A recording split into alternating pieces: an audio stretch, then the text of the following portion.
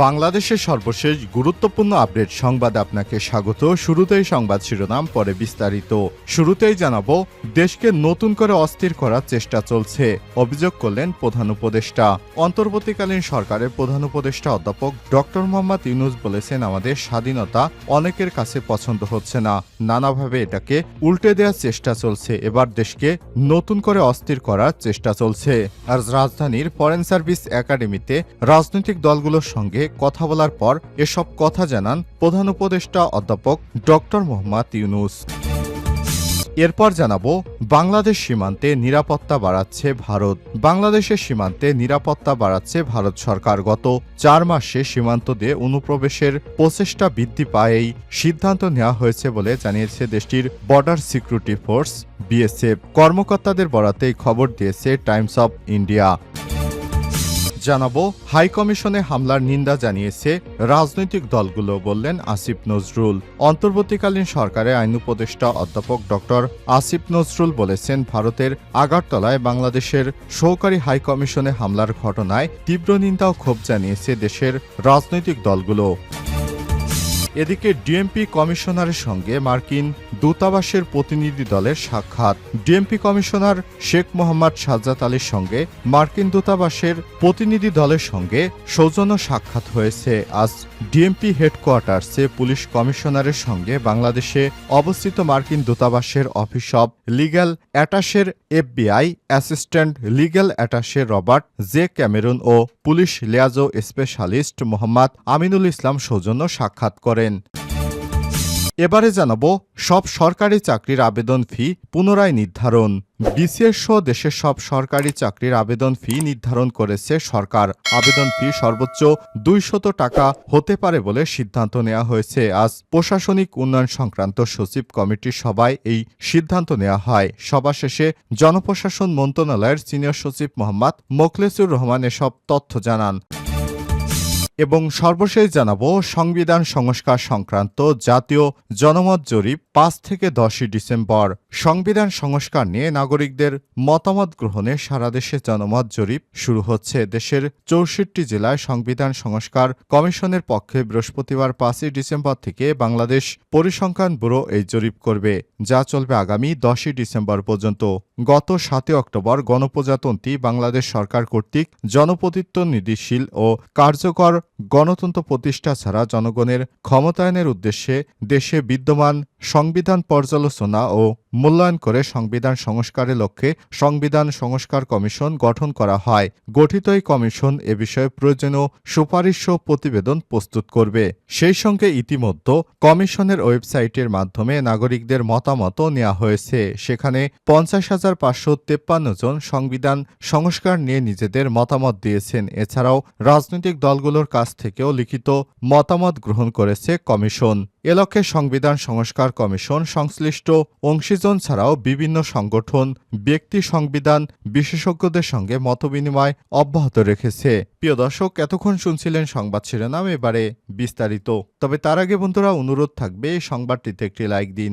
এই চ্যানেলে আপনি নতুন হয়ে থাকলে আমাদের সংবাদটি দেখতে দেখতে চ্যানেলটি সাবস্ক্রাইব করে রাখুন। কমেন্ট করে বন্ধুরা আপনার মূল্যবান মতামত জানিয়ে দিন আপনি বিশ্বের কোন দেশ থেকে বা বাংলাদেশের কোন স্থান থেকে আমাদের সংবাদটি দেখছেন এবং শুনছেন।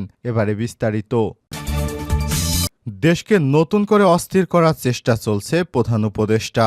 অন্তর্বর্তীকালীন সরকারের প্রধান উপদেষ্টা অধ্যাপক ডক্টর মোহাম্মদ ইউনূস বলেছেন, আমাদের স্বাধীনতা অনেকের কাছে পছন্দ হচ্ছে না, নানাভাবে এটাকে উল্টো করে দেওয়ার চেষ্টা চলছে। এবার দেশকে নতুন করে অস্থিরতা করার চেষ্টা চলছে। আজ রাজধানীর ফরেন সার্ভিস একাডেমিতে রাজনৈতিক দলের নেতাদের সঙ্গে বৈঠকে সব কথা বলেন তিনি। প্রধান উপদেষ্টা বলেন, আমরা যেভাবে দেশকে গড়ে তোলার চেষ্টা করছি বা ধামাচাপা দিয়ে আরেক কাহিনী রচনা করে যাচ্ছে, সারাক্ষণ নানা রূপে এরা এটা করে যাচ্ছে, ওটা করে যাচ্ছে।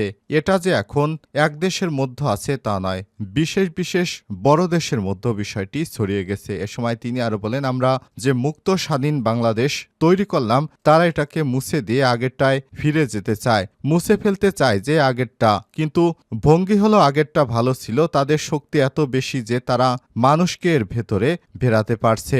রাজনৈতিক দলের উদ্দেশ্যে প্রধান উপদেষ্টা বলেন, আপনারা ভালো বোঝেন, সবাই মিলে আমরা একজোট হয়ে যেন কাজটা করতে পারি, সবাই একত্রে থাকবেন। কথা বললে একটা সমবেত শক্তি তৈরি হয়, এই সমাবেত শক্তির জন্যই আপনাদের সঙ্গে বসা। এর আগে বিকাল 4টায় বিএনপি ও জামাত ইসলাম এবি পার্টি, গণ অধিকার পরিষদ সহ বেশ কিছু রাজনৈতিক দলের নেতাদের সঙ্গে ফরেন সার্ভিস একাডেমিতে বৈঠক করেন প্রধান উপদেষ্টা। বাংলাদেশের সীমান্তে নিরাপত্তা বাড়াচ্ছে ভারত।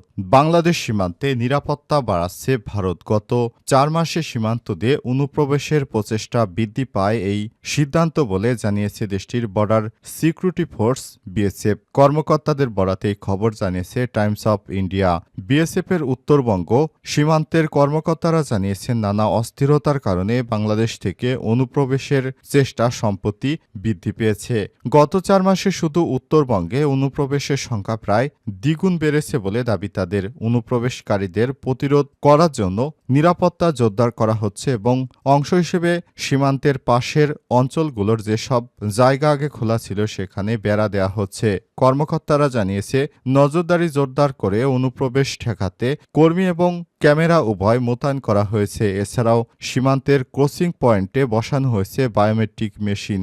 বিএসএফের উত্তরবঙ্গ ফ্রন্টিয়ার আইজি সূর্যকান্ত শর্মা বলেছেন, আগস্ট থেকে বাংলাদেশি নাগরিকদের প্রচেষ্টা বেড়েছে। এই সমস্যা সমাধানের জন্য বর্ডার গার্ড অব বাংলাদেশের সঙ্গে আলোচনা করা হচ্ছে। বাংলাদেশের পঞ্চগড় জেলায় প্রায় 10% অংশ বেড়ার অভাব রয়েছে। এসব এলাকায় বেড়া দেওয়া হবে। বিএসএফের দাবি, 2023 সালে উত্তরবঙ্গের সীমান্তে পেরিয়ে অবৈধ প্রবেশের অভিযোগে অন্তত 127 বাংলাদেশিকে গ্রেপ্তার করা হয়েছিল। তবে এবছর পর্যন্ত 194 জন বাংলাদেশি, 197 জন ভারতীয়কে গ্রেপ্তার করা হয়েছে। এছাড়াও 3 জন সন্দেহভাজন রোহিঙ্গা এবং আরও 3 অনুপ্রবেশকারীকে বিএসএফ গ্রেপ্তার করেছে। এ সময় অন্তত 18 কোটি টাকার মাদকদ্রব্য জব্দ করা হয়েছে।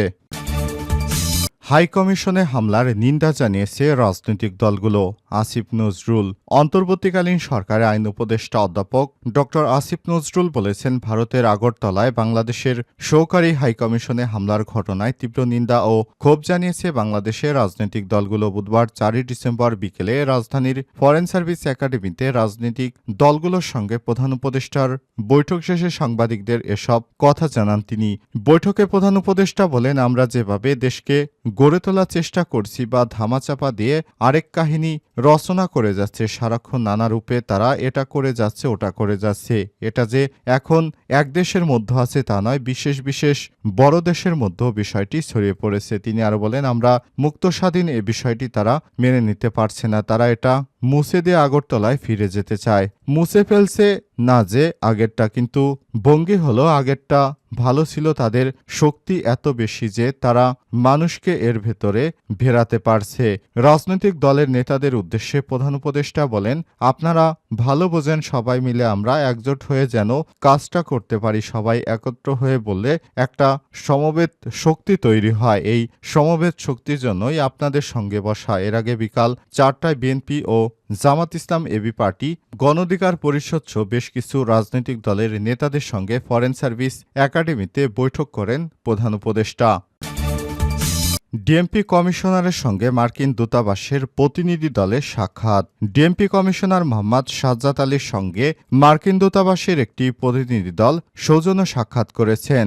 বুধবার 4 ডিসেম্বর সকালে ডিএমপির হেডকোয়ার্টার্সে পুলিশ কমিশনারের সঙ্গে বাংলাদেশে অবস্থিত মার্কিন দূতাবাসের অফিস অব লিগ্যাল অ্যাটাশের FBI assistant legal attache Robert J Cameron ও police liaison specialist Mohammad Aminul Islam সৌজন্য সাক্ষাৎ করেন। সাক্ষাতে ঢাকা মেট্রোপলিটন পুলিশ ও এফবিআইয়ের মধ্যে পারস্পরিক সম্পর্ক উন্নয়নে উভয় পক্ষের মধ্যে সহযোগিতা অব্যাহত রাখার বিষয়ে আলোচনা করা হয়। এছাড়াও ভবিষ্যতে কর্মপরিকল্পনা প্রণয়নে করণীয় নির্ধারণ করা, সিটিটিসি কর্মকর্তাদের কর্মদক্ষতা বৃদ্ধি, সন্ত্রাসবাদ ও সাইবার ক্রাইম, ট্রান্সন্যাশনাল ও ক্রাইম এর মতো অপরাধ প্রতিরোধে পারস্পরিক সহযোগিতা অব্যাহত রাখা এবং পেশাগত মনোনয়নে একে অপরকে সহযোগিতা প্রদান করার বিষয়ে আলোচনা করা হয়।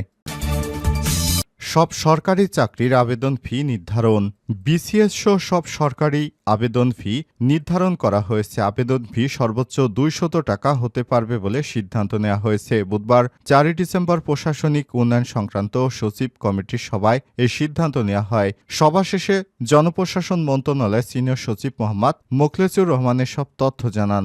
বিসিএসে প্রতিবন্ধী আবেদনকারীদের অন্যদের মতো নির্ধারিত ফির বাইরে বাড়তি কোনো অর্থ দিতে হবে না বলেও জানিয়েছে জনপ্রশাসন মন্ত্রণালয়ের সিনিয়র সচিব। এর আগে বিসিএস এর আবেদন ফি ছিল 700 টাকা, যা কমিয়ে 200 টাকা করা হলো। সেই সঙ্গে সরকারি, আধা সরকারি ও ব্যাংকে চাকরির আবেদন ফি ও সর্বোচ্চ 200 টাকা নির্ধারণ করা হলো।